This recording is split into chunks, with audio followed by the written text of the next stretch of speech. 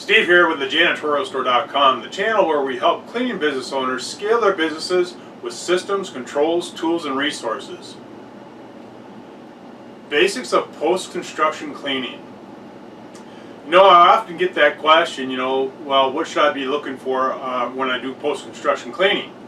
So I'm going to cover some of the basics that you definitely want to make sure that you cover if you're going to provide this service.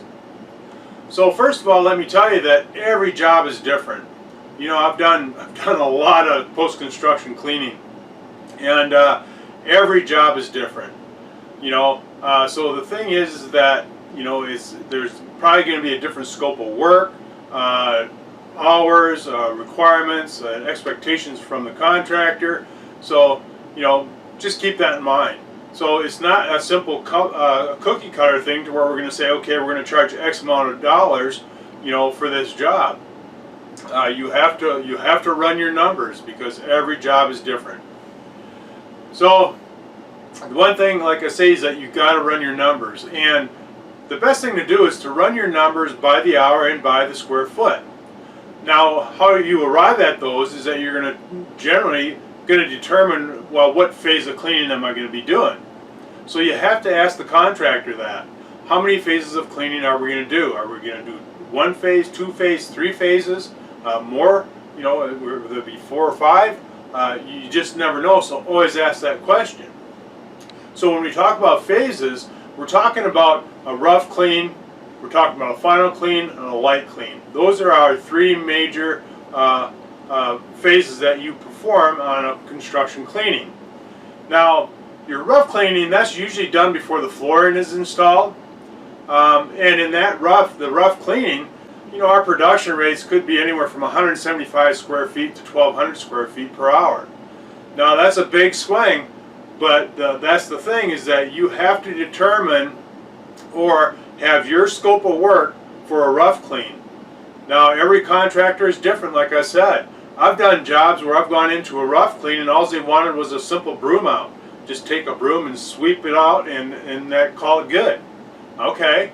Then there's others that will require you to go ahead and remove dust and soil from surfaces. Well, that affects your production rates. Obviously, if we're going to do that, more of an in-depth cleaning, it's going to take longer for us to do. So keep that in mind and establish your scope of work for that phase of cleaning. Another phase of cleaning is the final clean.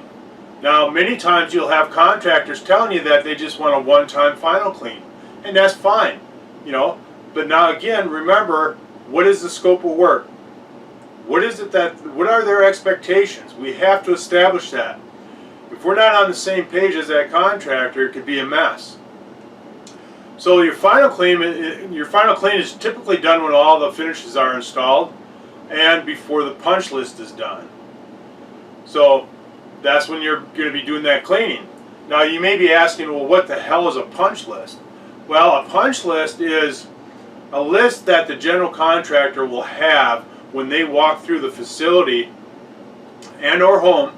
You can have somebody building commercial buildings, or they can be doing residential. But in either case, that punch list is where the general contractor has walked through the facility and they're seeing things that just need to be touched up. Let's say that there's some marks on the walls or something happened, the painting isn't just quite right, or maybe there's an electrical box that wasn't completed. It could just be a number of different things. Maybe we got a baseboard that's coming loose, or nail holes that haven't been filled, different things like that. So those are the things that they're looking for in their punch list. And their punch list will vary, obviously, depending on what they find. So, and what they'll do then is they'll have the contractors, their subcontractors, come back in and complete this punch list, per their task. Once that's done, now generally you would perform a light clean. So now a light clean is generally performed, after the final clean and or after the punch list. Again, the final clean, you'll find contractors calling that a powder puff, all kinds of different names. So whenever you come across a contractor using a name for a phase and you don't know what that is, ask them, well, what is a powder puff? You know, what do you mean by that? What's entailed in that type of a clean? You want to make sure that your light clean scope of work matches whatever they're calling it. Powder puff, you know, light clean is common, but I've heard a lot of different names called for that light clean.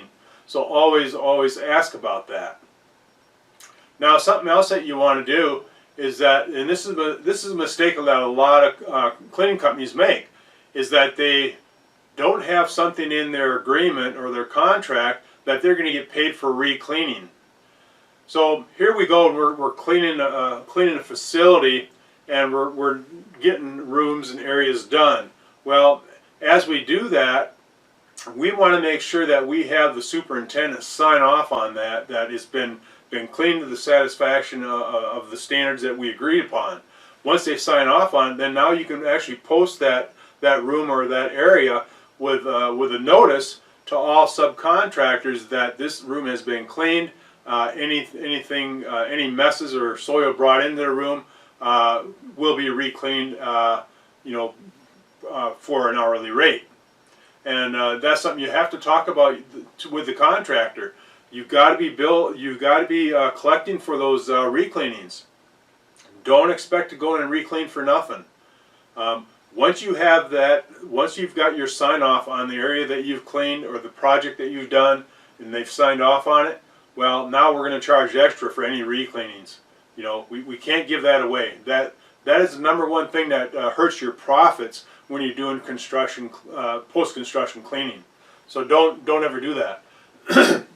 Now, something else that you want to think about is project work. You know, not all the times is it all-inclusive pricing to where they have you, let's say they're having you clean some floors or scrub some floors or something like that, power wash or some type of task like that. That doesn't always happen. So, but when it does, you want to make sure that you price out your project work. So if they want us to power wash, well, what are we charging for that? It will be a line item on your proposal. Unless they tell you they want all-inclusive pricing, then you'll just break that down and you'll just add it all together for one final price.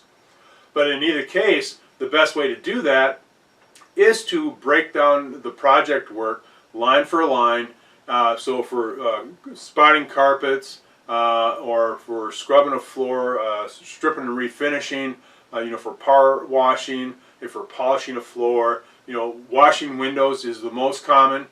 And with that there, we have to make sure that we are getting some waivers signed, because the biggest issue with windows is that there can be construction debris on them or manufacturing debris on them. Typically you will see that with a tempered glass. They have issues with manufacturer debris on them. You can't see it with the naked eye, but as soon as you scrape it with a window scraper, what happens is that you catch that debris and you drag it across the window and it scratches it. It kind of looks like a comet. But now what happens is if you don't have a waiver signed by the general contractor, they're going to say that you scratched that window and they want you to replace that window. Now, on average, a 4x4 window could probably cost you $400 or $500 to replace. So you definitely don't want to do that. And in fact, there was one company that I know of that actually did not have a waiver signed, and they scratched every window in this bank that we eventually took over that had hundreds and hundreds of windows in it. Every one of those windows was scratched. And that was because of poor training of the technicians and the technique that they used to wash those windows. It had nothing to do with the post-construction debris on it or manufacturer debris. They actually just had a poor process of cleaning the window with a scraper that actually scratched the windows. So in either case, we're getting waivers signed because we want to protect ourselves.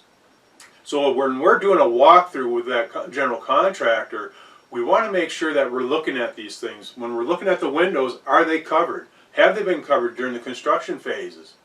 Well, we got to make sure of that. And let's say if we're walking through and there are no covers on it, Well, then let's see what kind of debris is on the window. Is there paint, overspray, drywall mud? What's on that window? And ask the contractor, have these windows been covered during the construction phase? You know, you just want to verify that, because now that brings up the whole thing about having them sign a waiver, because now you have to use unconventional methods to wash that window. You're not just going to simply apply, you use your applicator and then a squeegee to clean it.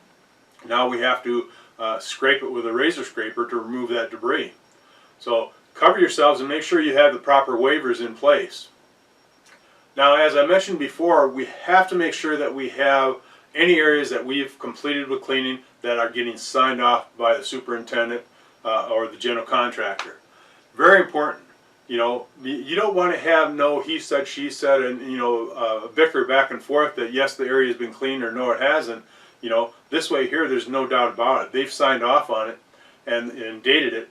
And now, if, like I said earlier, if anybody goes into that area and creates a mess, you know, generally your painters and electricians are probably the worst.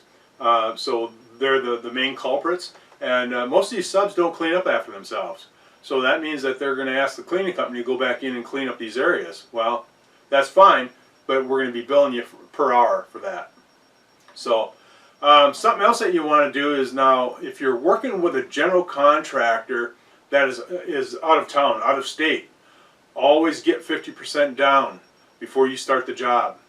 Do not take a job, doing a job with an out of town, out of state contractor unless you've got money down.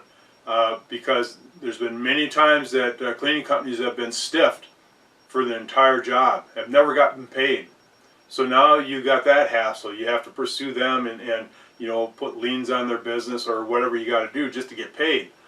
So just make sure you get 50% down, because now if there is anything that happens, at least you've got your labor covered primarily, and probably more likely some of your supplies too. But that's very important, because again, that's one of the things that people get burned on, and you know, keep that in mind. And you know, something that I get a lot of calls for is apartment house cleaning, because some of these contractors are building these large apartment complexes, you know, where they have 350 units that are going into these buildings. It could be a couple 100,000 square foot facility, you know, with common areas and things like that. Well, the thing that you should do for that is, again, you got to ask a lot of good questions, and don't get sucked up into where, okay, they've got this 200,000 square foot facility, this project going on, and you know, they may hire you based off of the price you're going to give them. You know, give them your price it at a fair rate to make a fair profit, and just let it fall where it may. You know, if they're being price shoppers, well, then they more likely aren't going to go with your price anyway. So don't worry about that. But price it to be fair, and price it to make a profit. You have to do that. Now, one thing that you can always do is on the Janitorial Store, when you go to the download library, we have forms, we have proposals, and we have a bidding calculator for post-construction cleaning. And like I say, it's very important that you do that. It's easy to come up with a price point for any job that we're doing, but we have to know that we're being profitable. We have to. It just makes no sense for us to arrive at a price point and give that to our prospect without knowing that, well, are we going to make 5%, 10%, 20% profit on this job? We have to know that. So again, you know, that's how I started this whole conversation, is that you have to run your numbers. You got to know your numbers.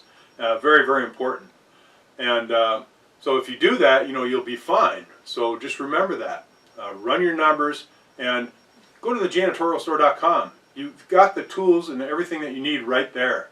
You know, along with the forms that I talked about. You know, we've got signage, we got sign-off sheets, we've got everything you need for your post-construction cleaning. So go ahead and stop and check that out. So hopefully you found this of some value, and if you did, you know, feel free to comment and share.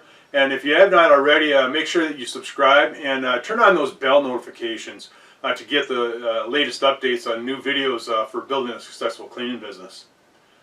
Thanks for checking in today, and we'll see you next time.